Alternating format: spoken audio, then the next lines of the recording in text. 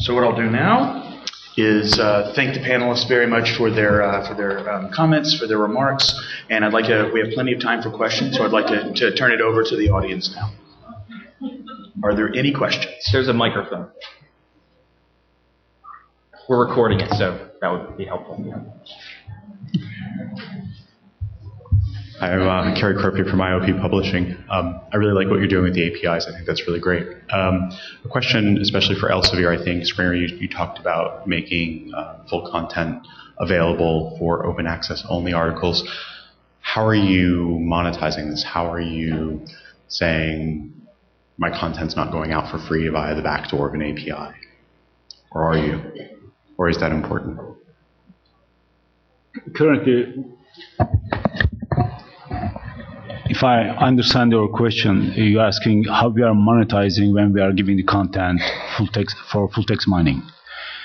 So currently we are creating a new policy for our full text. How we are going to do our full text policy? How we are going to let our users to mine our full text content?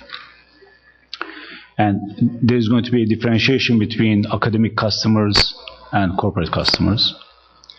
But today, since 2010, what we have been providing to academic researchers is you can use our full text content that we provide from Science Direct without any charge to build a solution within our platform, plus the example that I gave from University of California, Santa Cruz, it was a solution that was built outside of our framework.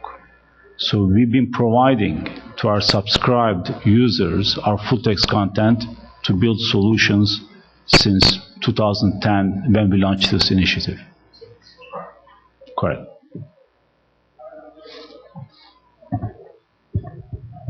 So we've undertaken a similar mitigation strategy for risk in the relation to providing content available for free. With the acquisition of Biomed Central, Springer became the largest open access publisher. We continued to move in the direction of open access with the launch of Springer Open and Springer Plus, several Springer journals in recent years. And the distribution of open access content is provided under the Creative Commons attribution license. So anyone can download not only the PDF full text, but also the full text XML through our open access API and use it without any risk of lack of monetization, because the open access monetization strategy comes in before publication. For our paywall content, the non-open access material, we've undertaken the same type of new policy as Elsevier, in that we are providing access to the content that is subscribed to by a particular institution for full text data mining. But that's where we stand right now. Hi, I'm just curious about the cybersecurity implications of outside developers, and I'm wondering if opening content and allowing people to develop new apps and new APIs, what kind of a process then you have for vetting them before you make them public, and if you've had any instances of hacking or viruses or anything like that.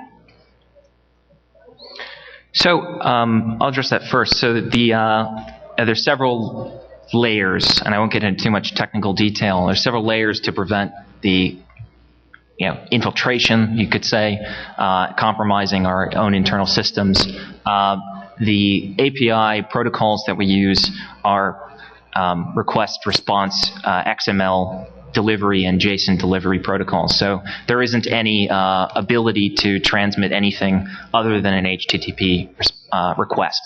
It's basically a web page request, and then the response is XML. So the availability of that information. I think back up. The only risk I think that you do expose yourself to is overtaxing your own internal infrastructure, your technical infrastructure.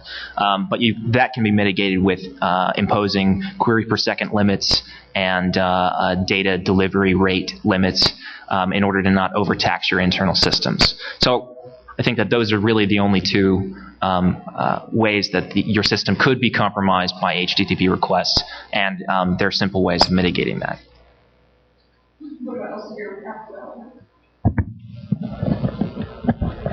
Yeah, in our case, so far, we haven't seen any issue of misuse of our content. And with the APIs, very simplistically, we know who is using, we know from where they are coming. So it's that kind of security issues is finished. That's is passé for us. So the industry solved those issues.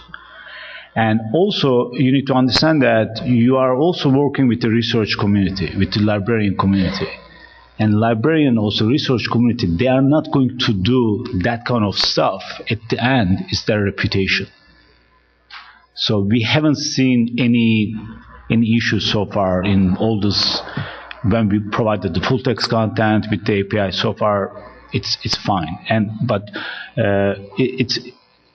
we wish that, again, we are not there yet. This is something very new in the scholarly communication.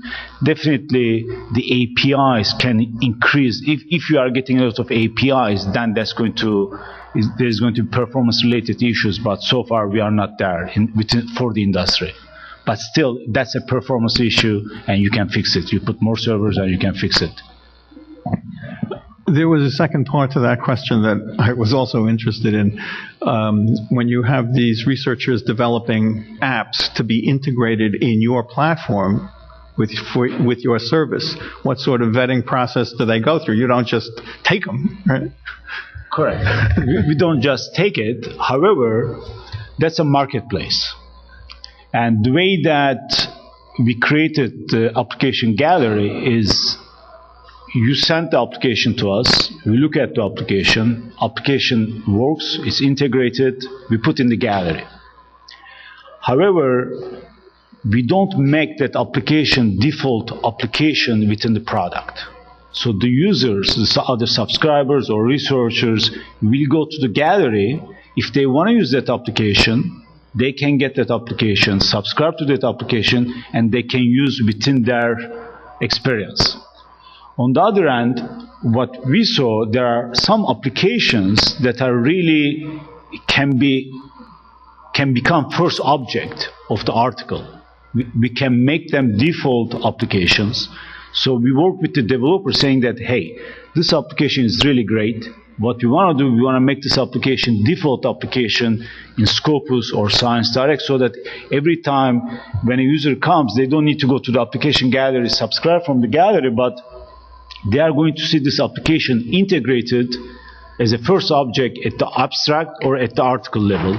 So we look at again, it's a publishing. We are editors, kind of. We select those applications, and we make those applications default applications.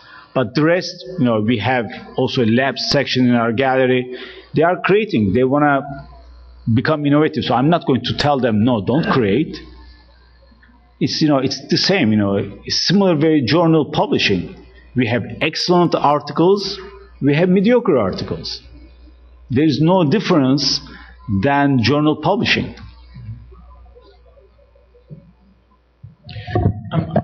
Please. So for ACM, I didn't talk about this. It was not directly relevant to my talk, but sort of a small society with limited resources. What we do is we make all of our data available for research purposes on a request basis. We have a simple agreement of one page that we ask them to sign that says that the people who are going to access this data are in fact the researchers, and they'll do something to make sure that it's limited in that way. And that we get credit for, they acknowledge us in whatever papers that they publish, which they do. And we also ask them if they do develop any software that can be useful in the ACM digital library for our community, that they give us a perpetual free license to it as is. And to date, we have never, ever gotten anything. Although some things have been built, sort of little demo systems in the research projects, but nothing that would scale into a production system. Bernie, I had a question for you. When you launched Authorizer, I thought it was a very unique solution. It got a lot of press, but I was struck by your comment that it hasn't received the usage, it hasn't received the uptake that you or ACM probably expected. And I was curious if you had any theories as to why. It sounds like you're about to kind of re-advertise the service, but I'm curious as to what the perception is around the lower usage. Well, I think that there was actually a lot more press than there was promotion from ACM. So people saw this and they wrote about it. So we actually haven't done much promoting at all. And I think that that's one reason. And it is also tied to the fact that we have, 1.8 million author profiles in our digital library. And most of the users don't even know that there are author profiles. They have not been highlighted because our search service is basically publications oriented, not people oriented. People are not primary objects that you search for. You can find them, of course, but the whole search is designed around the publication as a primary object, and authors are attributes of that publication. We've got to build a different kind of search interface to highlight the existence of author profiles and people connections and professional networks, and that's in the making. But I think that has a lot to do with the low uptake. Hi, October Ivins, a publishing consultant, and also a former librarian. And I think the librarian experience with institutional repositories and the work I did when I was at MIT OpenCourseWare has a bearing on this. We found that if you just made it available, there was very little uptake. It had to be institutionally mandated. Or at MIT, we hired staff. We hired graduate students to go office to office and harvest the materials and put it into the system. So it's hard. People love the idea, but making the time to do it, not so much. Yeah, I would also add that the way we set this up, the author we're doing this cautiously because we just don't know what the impact will be. So the author has a choice of putting this link on their own bibliography page where they maintain it, or in their institutional repository page where their publications are shown. But in point of fact, the cutting and pasting of snippets of code is really problematic for institutional repositories because the authors usually do not have access to those HTML pages themselves. So they can't really do that. They do control their own home pages most frequently. So that little piece of work is also a limiting factor, I think. You do have the advantage that you're working with computer scientists exclusively. Advantage or disadvantage? Hi, a question related to the author information pages at ACM. Have you thought of working or integrating with ORCID or Google author pages, those other services? Absolutely, yes. I'm on the board of directors of ORCID, and there's no question that we are integrating with ORCID. There are a lot of different points of integration. One of them is through our manuscript tracking systems, which will require authors to have and to register and get an ORCID and put it on their manuscripts. It will travel through the system and end up with the publication, with the DOI paired.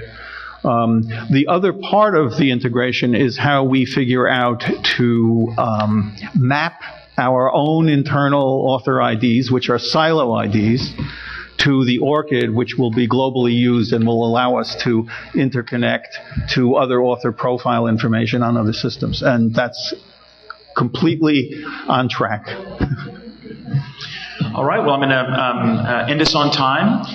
Please join me in thanking the panel for sharing their experiences.